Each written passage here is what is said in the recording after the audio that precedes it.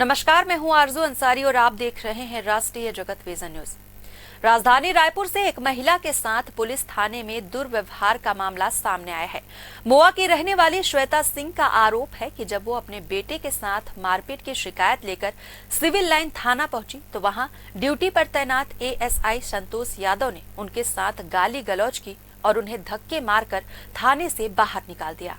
दरअसल 18 जुलाई की रात राजा तालाब इलाके में दो पक्षों में मारपीट हुई थी। इस झगड़े में श्वेता सिंह के बेटे अभिषेक को सिर और शरीर पर गंभीर चोटें आई थी। अगले दिन सुबह 6 बजे जब श्वेता शिकायत दर्ज कराने थाने पहुंची तो वहां उनके साथ बदसलूकी की गई। जानकारी के मुताबिक एएसआई संतोष यादव पर पहले भी ऐसे आरोप लग चुके हैं।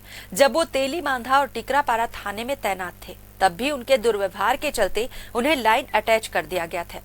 अब एक बार फिर उनका पुराना रवैया सामने आया है, जिससे आम जनता में नाराजगी है। सर, महिला थाने में मैं वहाँ सिविल लाइन थाने में मैं गई थी। वहाँ पे यादव जी हैं, उन्होंने मेरे साथ संतोष यादव, उन्होंने मेरे साथ बहुत मिसबिहेव किया, बहुत गंदी गंदी गाली गलौज करी।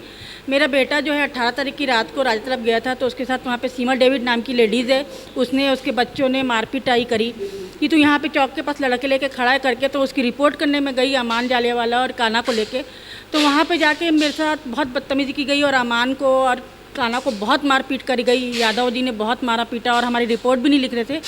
फिलहाल इस खबर में बस इतना ही। देश प्रदेश की खबरों से अपडेटेड रहने के लिए हमारे चैनल को सब्सक्राइब करें और नए खबरों के नोटिफिकेशन के लिए बेल आइकन जरूर दबाएं। नमस्कार।